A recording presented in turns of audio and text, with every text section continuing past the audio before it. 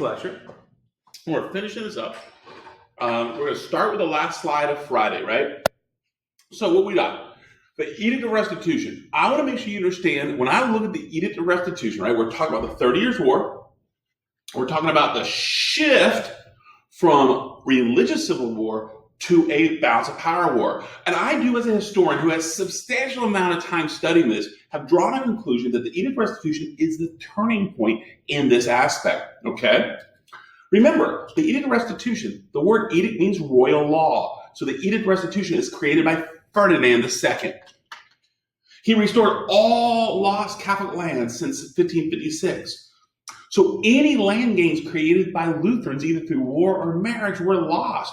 So Lutherans have lost their liberty. Once again, when they lose their liberty, they lost their liberty. So that's going to trigger the Lutherans. So now the question is, why does Ferdinand do such a thing? He believed that his smashing victories against the Protestant Union in Denmark proved that he had the leverage to centralize the HRE. He began to narrow his view. He believed he had quashed, destroyed the Calvinists. They are in their ashenest ruins. Frederick ran to Denmark, scared to death, right? Gone. And then the big bad Danish come in and he crushes them.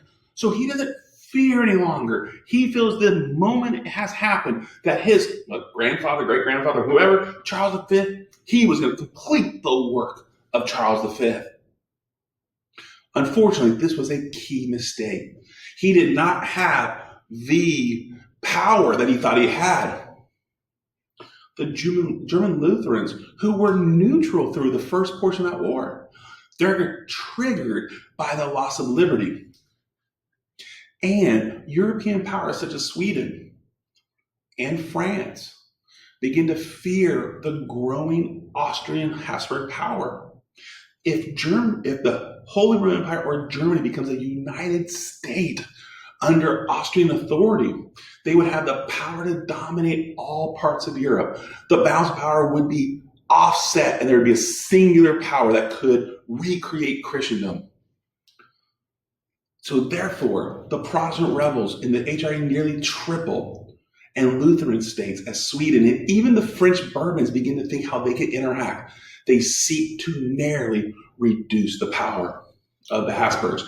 Very important. So now, all of a sudden, what was a really narrow conflict for Ferdinand becomes expanded. He becomes overextended, and this is where the Austrian Habsburgs are the big losers. So let's talk about the Swedish phase. That backdrop is one of the first key battles, Bredenfeld. If you want to know more about that, rock on. I just really like the image because that's an image of Gustavus Adolphus. Gustavus Adolphus was a Swedish king who transformed military strategies of Europe. He is the first one to implement guns effectively. If you want to know more about this, the next P2 in this reading has the military revolution. Don't need to know it really right now. But what we see is Gustavus Adolphus absolutely becomes a significant hero, transforming the military strategies. And he brings in his well-organized troops.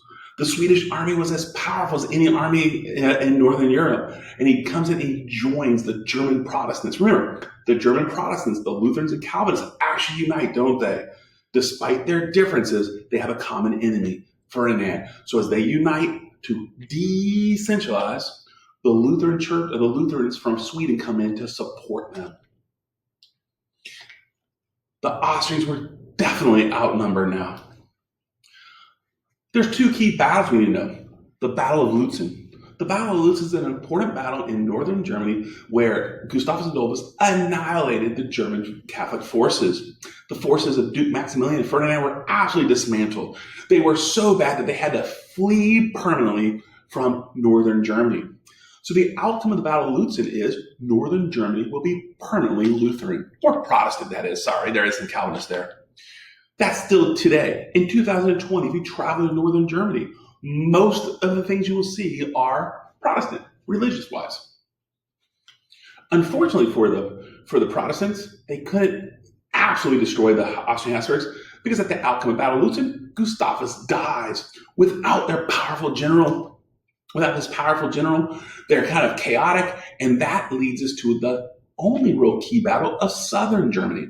the Battle of Norlingen. I don't really say that word well. If you want to know more about it, you can definitely look it up on YouTube as a German enunciation, and then you can make fun of me, which it's cool. But the Battle of Norlingen, the Protestant forces, without their powerful Swedish king, a leader was gone, chaotic. So the outcome of the Battle of Norlingen, southern Germany would remain permanently Catholic. My family's from Bavaria. The Wassinges are from Bavaria. And because of that, I guess historically we're Catholic. But we'll talk a little bit about my family story throughout this class a little bit later. So at the end of the phase, Ferdinand knew that he had lost his leverage. No longer does he have what he needs to be successful. So if he continues this fight, he's going to lose more than he gains. So as a good gambler, he then sued for peace with the German nobility. With that, the Peace of Prague. Remember, Dr. Spielvogel doesn't identify the Peace of Prague. I need you to make sure you have that in your power map. You have the provisions, of course, because that's what he talks about, but doesn't give you the detail. At the end of the Swedish phase, I want to point out the religious civil war was over with. At the outcome of the Swedish phase, the religious war is over with. The Peace of Prague revoked the Edict of Restitution and allowed Calvinism to be equal with Lutheranism and Catholicism. So all of the reasons for the 1618 defenestration of Prague are now settled. Calvinism's involved, and their Edict of Restitution is gone. There is no reason for German princes to fight against the emperor any longer. In some ways, we can just say Germany, the Holy Roman Empire, is permanently decentralized. Well, unfortunately for Germany, the Holy Roman Empire, the war was not quite over with yet. As the French Bourbons were waiting for the opportunity to quash, smash, destroy, right? They were looking for the opportunity to expand their power. Well, once the war is no longer about religion, the Franco-Swedish phase, sometimes called the French phase, occurs from 1635 to 1648, the longest of the four, but again, only about a third of the war totally. This is where Cardinal Richelieu, the advisor for the French Bourbon, orders French forces to weaken the Habsburgs. They jump the border, the Franco-German border. The French go in. This is a power vacuum. The Swedes from the north, the French from the south. And what do they do with the Habsburgs? Pop them like a pimple. They've triangulated them, surrounded them. And this leads to the bloodiest period of the war. So, with the balance of power in question, the French joined Sweden to permanently weaken the Habsburgs. It's not just the Austrian Habsburgs, the Spanish Habsburgs are there as well. We'll talk more about that. The key battle you must know like the back of your hand is the Battle of Rocroi. The Battle of Rocroi, it's a Franco-Spanish battle in which the French military army devastates the Spanish. The Battle of Rocroi is the Spanish army as the Spanish Armada was to their navy. No longer, by 1640s, Spain is no longer a major military power. They've lost their maritime influence, and now they've lost their army influence. They are weakened. So the Battle of Rocroi by itself proves this is purely a balance of power war. In the end, the Austrian and Spanish Habsburgs were so weakened that they were forced to sue for peace. Remember, that means they realize if they continue the war, they only have things to lose. So they request a peace conference at Westphalia. So at the gathering of Westphalia, which you see this right here, this is the painting in the backdrop, is the meeting at Westphalia. 1648, once again, 1648. What year do we have to memorize? 1648. This was purely a balance of power document. There will be some religious stuff mentioned, but again, the focus is clearly not religious. Now, German liberties. So the Peace of Prague is not going to be guaranteed by the Peace of Westphalia. That's probably why Dr. Spielvogel doesn't talk about Peace of Prague.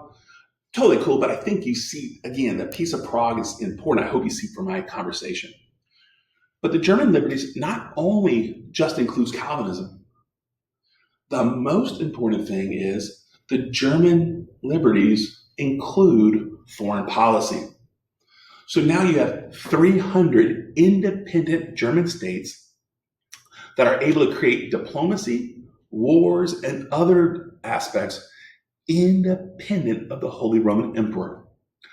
Clearly, in 1648, there is never going to be a time that the Holy Roman Empire will be centralized. Who has lost that fight? Yes, Ferdinand. I think probably by this time Ferdinand's dead, but the new Holy Roman Emperor is never going to centralize the HRE. I do want to point out, this is another piece of evidence that proves we're in a secular world. The Pope is excluded from the meeting. The Pope, he ignored that that he didn't have political power, but because he's so reactionary, the political leaders are like, oh, that's cute. You keep with your mythology. We're going to focus on reality. And this is really, though there's mentions of religion, this is purely a balance of power document. So let's go to continue. The Peace of Westphalia. How did the balance of power shift? Austria-Habsburgs lost key lands. And I'll just circle, they lose key lands in the west of their area. We'll talk more about that in a second. The Austrian-Habsburgs also will never be able to centralize. We know also they're still the emperors, but what kind of power do they have? Nothing. The French Bourbons emerge as the most powerful state. This is the lands they gain right here. They gain states such as Verdun, Alsace, and Mainz. I do believe that Dr. Spivogel lists some others. We just need one or two P3s to prove that this is true. With the French Bourbons gaining German land, it means they are clearly more powerful, offsetting the balance of power. Throw in Spain right here. And we're talking about the Peace of Pyrenees. The Dutch Republic becomes independent. What started in 1578 with the Spanish Inquisition comes to an end in 1648. Maybe 88. No, it's 1660. What started in 1668, it finishes in 1648. Sometimes called the 80 Years' War. Not something you need to worry about. The Dutch finally get their independence. Spain has permanently lost them, and the Dutch Republic becomes a rival. Now, if you want to put your side notes to connect to the last chapter, this is when the Dutch East India Company goes off the chain. That's where the Bank of Amsterdam is formed, the Amsterdam Bourse, the development of capitals. All of this occurs from 1648 to 1700. But that's another story. We'll talk about that later. And then we see the Peace of Pyrenees. It's a separate peace treaty. We don't really need to memorize it. All you need to know is the Peace of Pyrenees settles the Pyrenees as the border between France and Spain. And Spain is always going to be weaker. We will not talk about the Spanish Habsburgs any longer as being powerful. Next chapter, we're actually going to kill them off. And we're going to see why. You might be a little shocked when you see Charles II. He was one ugly cat. If you're like, what do you mean? We'll show that later. Let's just do a little fun fact. The Spanish Bourbon's tree had no branches for 3 different generations. Let that sink in. We'll talk about that with the Wars of Louis XIV. Now, the new map of Europe. This is the hardest part of my class, being virtual. And I just want to draw some things, all right? All right. Just talk about the idea of balance of power, right? Bourbon. I'm going to circle Bourbon, France, the most powerful state. What do you think is going to happen to that? Yeah, there's going to be a new series of BOP wars that focuses on who? France. If you don't understand that, don't worry, it's not going to be on the test. The Austrians are never going to centralize the HRE. Never will this be centralized. So they begin to focus on expanding on the Balkan Peninsula. And the reason is we haven't really covered them, but the Ottoman Turks had become overextended. They got all the way to Vienna, and then they began a decline. So therefore, the Balkan Peninsula becomes a power vacuum, and it will be Austria that fills it. And I did have a good, I had a student, Andy, in first block that talked about maybe they're going to go this way. They actually will. That's going to be less important. This is the most important one. But great job. I really like that answer. And the Dutch Republic thought they were the big shots. Unfortunately, you're going to get our next unit, not going to be really good. But with that said, I do want to circle some areas. You should be able to identify where Spain is, Portugal, France. You should know where the Papal States are. You know where the Ottoman Empire is. You should be able to identify the HRE. You should be able to identify the location of Austria, both inside and outside the Holy Roman Empire. You should be able to identify where Sweden is. You see where Poland is. Denmark, all right? Just remember, Poland, we know Poland because remember, the Jesuits reclaimed that land. So what we've done, we have a really definitive Europe that excludes what right now? Russia.